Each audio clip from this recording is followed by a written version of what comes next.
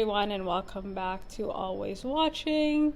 This is The Idol episode 3, and recently The Weeknd came out basically defending his character on the show, saying it's intentional, and this leads me to believe that he's finally watched his own show. This is by far HBO's worst show. I feel like AI wrote this entire script.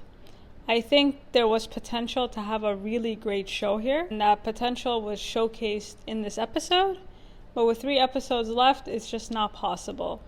And this show just thinks it's much cooler than it actually is, and the editing is really awful.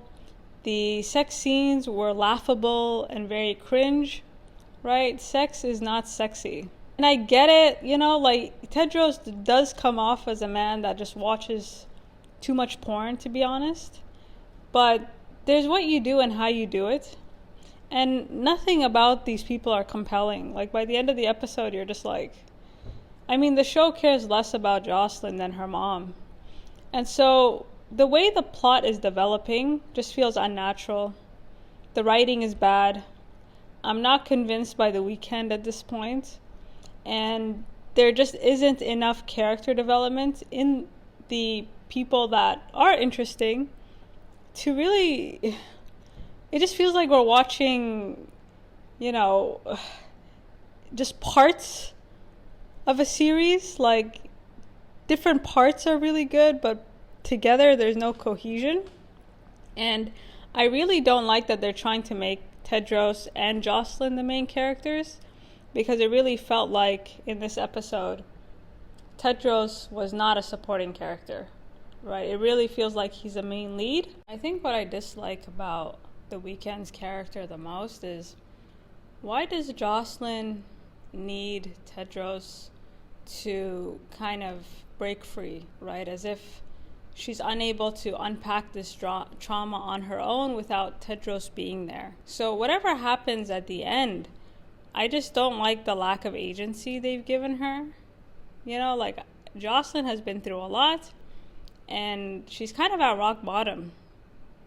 And there are other ways to kind of navigate this.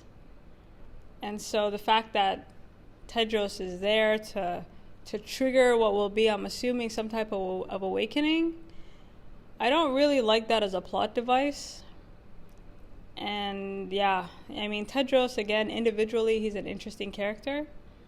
But combined with what we just discovered about Jocelyn, it just feels icky. And the only thing I will say about The Weeknd is that I did like the songs. I thought they were fine. I did think there was some potential here. And so that was fine. Everything else, though, was not fine. And the thing that stood out to me this episode was kind of what we discovered about Jocelyn, specifically this relationship she has with her mother. And I think that could have been incredibly compelling, actually. Like that, that information actually cast light on a lot of the people around her. But unfortunately, even this was just poorly written and developed. And so it seems like her mother is responsible for her career and basically kept everyone paid. So the people around her knew that she was being abused, but they just didn't care. As far as they were concerned, she was working, she's on time, she makes marketable music. If it ain't broke, don't fix it. And when I look at the characters around her, Chaim in particular, I'm like, y'all didn't do anything? Like this information is so crucial. And again, there's a show there about how people just sell you out for themselves. And so unfortunately, the show doesn't care about Jocelyn, and neither does her team. And again, many artists are exploited by their family, used by their families, milked by their families. And on top of that, the industry, right? Like the people around you can be the biggest parasites. And so rather than explore that, they used it as a weird plot device to give Tedros or Tetris or whatever total power over Jocelyn. And I was really expecting more at the end. They could have burned the brush. They could have even given the brush to Jocelyn to beat Xander, turn her into the aggressor. Like maybe there would have been, channel that energy there. Instead, she just kind of substituted abusers. And you know, at the start of the episode, Tedros, you know, he was doing a good job at eating away at her, you know, at her personality, kind of making digs. It never feels like he's impressed with her. You know, it always feels like she's with him, not that he's with her. And I really thought Jocelyn would clue in, especially at the dinner scene, because throughout the episode, there are parts where she is pushing back, that she does talk back to him, you know, like, she's not a total puppet. Instead, they killed it, right? They by the end of the episode, you just feel like she is his puppet, right? Like, she is fully in his grasp, and that is unfortunate. And in terms of Tedros, I don't know, like, there were a few moments in this episode where I'm like, he was kind of growing on me. And by the end, I'm like, yep, you're just as creepy as I thought you were. You know, like, he doesn't do anything to kind of subvert our opinion of him.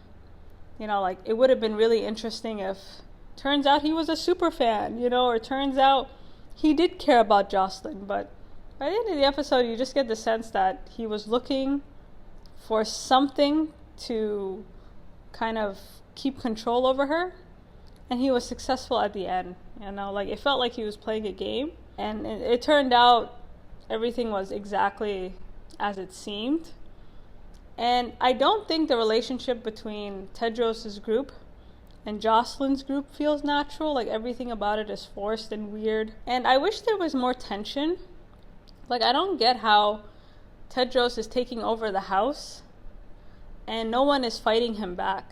You know, and the thing is, Tedros, this episode, he's not much of a talker. Like, I don't really understand why he was fighting with people and getting in people's faces and slapping them. Like, he's not big enough. You know, like, his personality, I don't know, I just don't get how anybody would be afraid of him. Like, I figured him more as a talker or a smooth talker. But if you're going to have him slapping people, I'm sorry, but people need to be slapping back. Like, that scene with the chef made no sense to me. Like, this man slapped him and he didn't fight back. Like, the fact that no one is resisting, it's like, okay, well, whatever, Jocelyn, bye. I mean, the weird thing is, no one is obsessed with her. No one really cares about Jocelyn. You kind of forget that she's even a star, right? Because the people around her just seem totally indifferent to her. You know, like, there's just nothing. And so I wish there was more tension. I don't know why they have to beat around the bush when it comes to Tedros. Like, the minute they see him, they should just kick him out. And again, I don't buy Tedros as that intimidating, that everyone is just like, oh my God. And I also, you know, the episode made it clear that Jocelyn is on her last leg. They're thinking about canceling this tour. So the idea that they're even scared of her opinion doesn't make any sense to me. So again, it's just like, people were just taking shit, and I didn't really know why. I get that Tedros and Jocelyn are together, but why do they have to be all over each other in the worst way possible? It doesn't add anything to the script. It's weird. Ugh, that opening scene. My God. So everything about this first half of the episode was terrible. You know, this shopping spree at Rodeo was way too long. It could have been a quick montage. I don't think the episode does a good job of dividing, you know, using its time. Like, we don't need to spend all day with Jocelyn and Tedros. Like, I want to see what these other people are doing. I want to see what her replacement is doing. Like, you can cut away for a moment. And I'm not sure why this shopping scene needed to be so damn long. Like, the way it kept going back and forth between Leia's, like, phone conversation and the shop, it felt so long.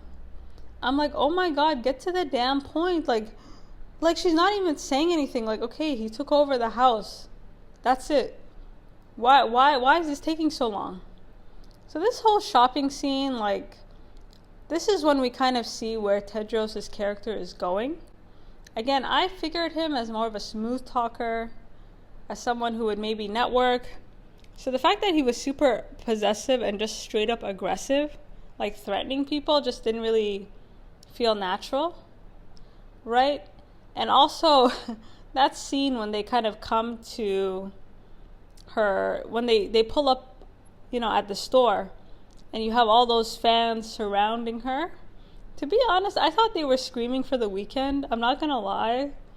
Like, I get that Jocelyn is big, but there just wasn't enough fans. Like, I get it. But that's the other thing about the show. We don't get context outside of her world. Like, we don't see social media. We don't see her scrolling about herself. Like, how big is she? In the shopping spree, Tedros has the audacity to give her fashion advice. And I didn't really see a difference between the things that he was suggesting and the things that she already wears. Like, I just didn't really understand. And everything about Tedros, like, I didn't really understand. Tedros fighting with the shop assistant, I didn't really buy that either. You know, again, like, I don't get why people are not pushing back. Like, that shop attendant definitely could have taken Tedros. You know, he doesn't seem unbeatable to me. And I'm like, you're gonna get this man fired for what? Because she looked at her? And his obsession with her doesn't feel natural either. Like, it's just so forced. I think the worst thing about this scene was that horrible sex scene in the changing room. It was just gross. He's a guy who watches way too much porn. But there's what you do and how you do it. You know, it just felt so... Like, I'm like, it's so boring and so long. And the only thing Tedros has over her is sex. You know, that's the only thing that he has. He has, and even that's kind of weak, right? Like, she, it's clear that she's not completely a puppet, right? She forces him to pull out. Like, she's not that infatuated with him that she's willing to give it all up and be trapped, right? And I think this is what bothers Tedros. And he's also bothered by the fact that she kind of makes comments at him freely, right? She makes a joke saying, like, you know, she basically comments at one point that the reason that he's so good at giving fashion advice is because he's gay. And he doesn't really like that, right? But unfortunately, he cannot show her that because, you know, it's still early days. So he's kind of walking the line, and again, his hold over her at the start of this episode is a bit weak. And the reason that it's weak is because, again, she's using him as a tool because she's lonely, right? Like, right now, he's better than having no one. So finally, we leave this store. Again, the scene went on for like way too long. And this paparazzi, again, it's really cringe. It was really weird. I didn't know if they were following Jocelyn or the weekend. They go back to Jocelyn's house, and they are met with Chaim and Destiny, I believe. And I like these two characters a lot. You know, I really do. Like, I would have loved to see, you know, what they're doing about it. And so they have this conversation with Tedros. And Tedros, you know, in such a short time, him and his team have become so comfortable in Jocelyn's house. Like, they basically feel more at home than Jocelyn does. Like, Jocelyn just looks like she's crashing there. Like, she looks like she's about to be kicked out at any moment. Because we know she's not paying the mortgage. We know that her team is. And so it's just interesting watching him so comfortable sitting there, lounging back, talking to, you know, Jocelyn's team. Chaim basically doesn't buy it. And it's clear they just think he's BS, but they don't really want to trigger Jocelyn. And the thing that bothers me is, like, okay, who is Tedros? Where is he really from? You know, who cares? You know, I think, like, the show, by the end of the episode, you just don't really care where Tedros is from. I think, again, if they subverted our expectations of him, because in this episode, actually, I was like, okay, maybe he's kind of growing on me a bit. And then by the end, I'm like, damn, like, you're just as weird as I thought you were. And the fact that Chaim saw it right away. And so I thought it was super awkward. Again, the way this episode is edited doesn't really make any sense, because you get the sense there are more scenes somewhere, but they haven't used those scenes. Like, okay, now that they know that he's BS, now that they feel like she's in trouble, what did they do? Like, I would have loved to follow these two around. I think Hank Azaria is doing a great job, and I want to see more of him. Instead, they just kind of get in their car and they're like, well, this is a disaster, or, like, you know, our girl's in trouble. It's like, okay, well, what are you going to do about it? And the fact that they lied to Leia, right? Like, they don't respect her at all. Like, the acting on this show, for the most part, minus The Weeknd and minus his weird cult, is actually pretty decent. It's just no one is really being given anything to do. Like, just a side note, like, there's parts of this episode that just kind of come out of nowhere. One of them being the fact that when Jocelyn left her music video, she was replaced by, I think, Diane, like her backup singer. And the episode kind of awkwardly kind of cuts away to that to show us that Jocelyn's music video and song is being, recorded by someone else. But the way that that's kind of shot in between all this, it just feels weird. Like, why not cut away? Why not have a flashback? So again, there's just a lot of interesting things going on behind the scenes, but they don't really show us, right? I want to see what happened at the music video. I want to see where Chaim and Destiny went. Like, I want to know what they're doing. The end of the episode is where everything falls apart for me. Like, I thought there was some potential to redeem it here, but it just falls apart. And I know that people are criticizing Sam Levinson, but this is The Weeknd show. And this episode really made it clear that a lot of the decisions being made are really from The Weeknd. He wants to be the main lead. And this is what's causing all these problems, because there's no plot, there's no story, and it's not really being developed. You have all these actors that are just totally wasted. I think in this episode is leading up to this weird cult dinner, and it could have been brilliant, right? Like, this could have been the moment where everyone could have logged online. This dinner could have made, this dinner was the moment where we could have all the critics, like, they could have really turned things around. Instead, they didn't. And the lead up to it was very strange, right? So we see that towards the end of this episode, Tedros' team has made themselves at home. They're bonding with her. They're trying to sing with her. They're trying to, just be around her. And I did think that Jocelyn opening up about her mother, like, she's very lonely. And I think she enjoyed the company. And the nuance that Lily gives to this character, I think, helps, but it's wasted. She is really better than this show. Like, I really am enjoying her performance, but the script is doing nothing to help her, right? Absolutely nothing. Because it's clear that Joss doesn't fully buy into everything that these people are saying. So they have this conversation just before dinner in her studio. This was really awkwardly shot. Her team is lounging around. They're chilling around her. Totally at home, by the way. That one guy that was singing, Leia's bae, he can't sing to save his life. Like, it was so cringy and weird. And so they're basically encouraging her to write new music. They have this whole conversation about how some of the best music is born from tragedy. And that tragedy itself is not really a tragedy, because what this, tragedies inspire, either a song or a movie or whatever it is, actually ends up saving more lives than, were killed. And this is true.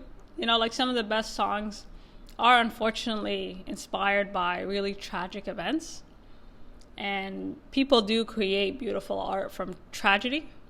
But in the case of Jocelyn, she just feels like no one cares about her trauma, right? She really doesn't. And the more you find out about her, the more you're like, yeah, like, no one really cares about her at all. Although she does believe her fans when they tell her that, her music saved their lives, she doesn't feel worthy, or she doesn't really understand how that's possible.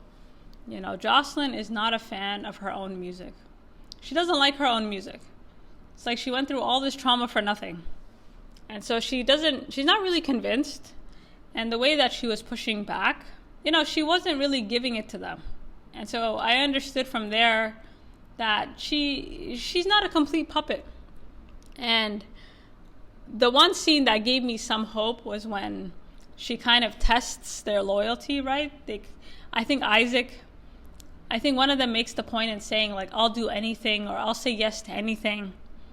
And she kind of tests it. She's like, okay, if you're willing to say yes to anything, kiss me. And he says, no, like Tedros is going to kill me. And what that told her is that, you know, y'all are liars. You're not willing to say yes to anything, right? You're only willing to say yes if it doesn't harm you. And that's basically the situation that Jocelyn is in. And this takes us to the dinner scene. And I'm really surprised that Jocelyn wasn't at the head of the table. Like, they could have had two heads at the table, right? Tedros at one side, Jocelyn on the other.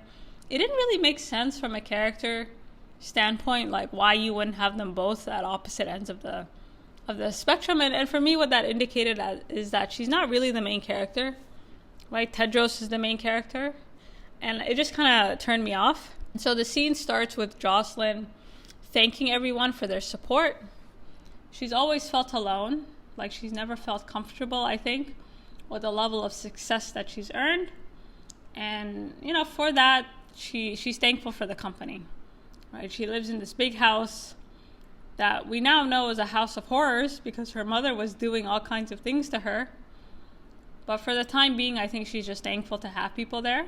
And so we find out that her mother was a monster, right? The fact that her mother used to just beat her and did it so no one would see the scars on her visibly was really terrifying, because the image we get is she's someone that was mourning her mother.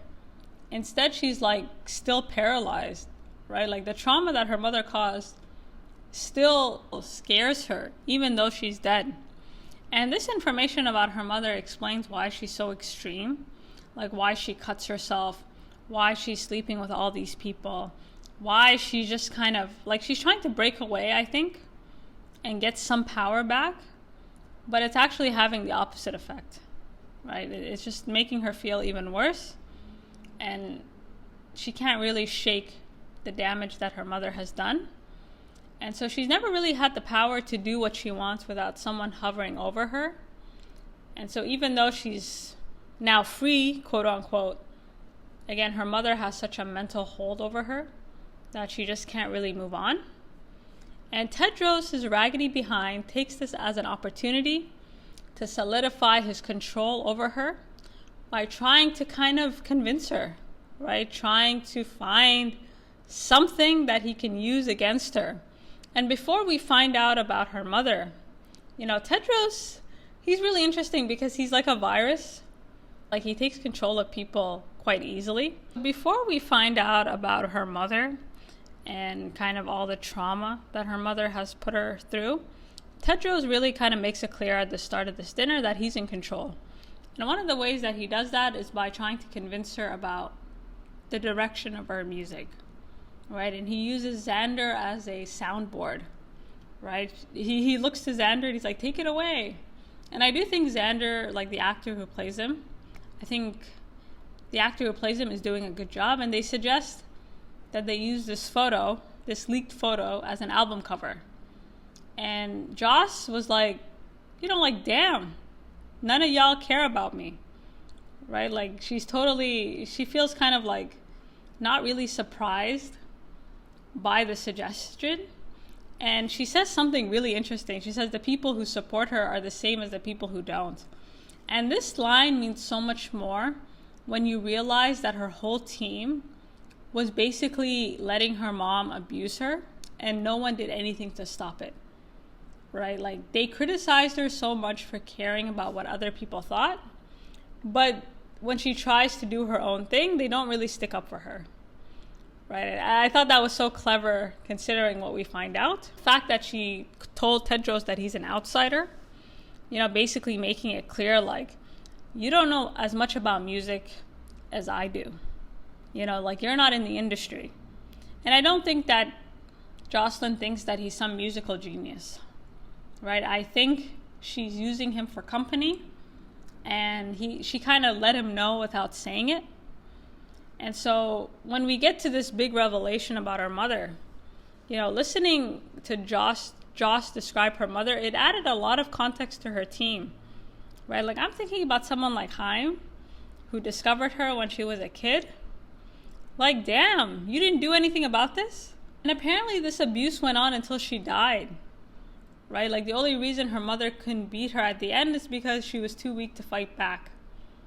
right? And she's never stood up for herself. And the fact that they market her as this bad girl is really interesting because she's actually a good girl. Like, she's always been on the receiving end and she's never complained, right? She took the beating, she went to work, she clocked in every day, and she never said anything, and she never, even at this dinner table, she doesn't hold it against Xander, right? Like, she had an opportunity to throw him under the bus, but she showed him more loyalty than they showed her. And that would have been a show right there. You know, like, and I don't think we needed Tedros' character to unpack that. Like, that right there was a nice twist. You know, because the way Lily Rose Depp's character plays it is, you know, it feels as if she's really mourning her mother, that she really loved her mother. And now we find out she's just been traumatized and she has no idea where to begin. I think what makes this abuse worse for Jocelyn is that she feels like it was all for nothing, right? Like, this abuse did not inspire greatness. Instead, it produced mediocrity, which is why she feels unrelatable and disconnected, right? She just feels like, well, I've been traumatized and nobody cares, so why would they start caring now? And here the show could have redeemed itself. You know, here it could have been a great moment. You know, when Tedros says, get the hairbrush, I said, great, we're going to burn it. Maybe she's going to take it and start beating him with it. I don't know. You know, like, that could have really ended on a strong note. And instead it ended how it ended.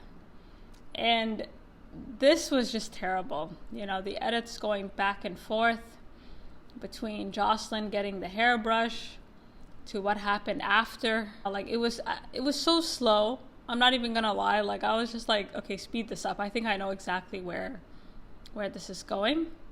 The fact that he humiliates her in front of other people is worse, right? Her mother abused her in hiding, right? Doesn't mean that people around her didn't know, but her mother made it a point not to show any scars. Instead, Tedros basically uses this as an opportunity to let everyone know that she is his. And it felt very pimpish. It felt very, you know, it just felt like he won. You know, like, the whole episode he was looking for a way to control her, and he found it. And that's how the episode ends, with Jocelyn thanking him for his support. And I just felt, I don't know, the show, the way it ended, it was just really in bad taste. You know, there's so many elements here that could have been super interesting. Like, watching Joss kind of come to terms with the fact that her mother, as well as everybody around her, doesn't care about her. Could have been a great show. Especially with the cast that they had. Like, you know, because the cast that they have, like, they're so nuanced. They're able to give these performances where you're not sure you hate them or you love them. And so the more we find out about Jocelyn, the more you're looking at everybody around her sideways like, where were you guys when this was happening? And again, I think the fact that we keep following the weekend around, there's so many other things going on off screen. Why do we have to stay with Jocelyn 24/7? Like, it doesn't feel like a show. It just feels like we're following one person around and whoever's around him gets to be on screen. So yeah, this doesn't feel like a show. It feels like they cared more about certain people getting screen time than the story developing, right? Like, the story took a back seat. One of the reasons The Weeknd basically hired Sam Levinson and fired the original director was because he felt like it was leaning more towards the female side. And I think you can have this perspective without having a male lead. Again, like, her mother, that could have unpacked the whole world, you know, in terms of like the misogyny, in terms of just the leeches in this type of industry. Like, there was so much potential there, and it failed. So I'll keep watching. I think Lily Rose Depp is doing a very good job. I think she's better than the show. I think Hank Azaria, again, like, the supporting cast, very well acted. But I would just love to see more of them. Until next time.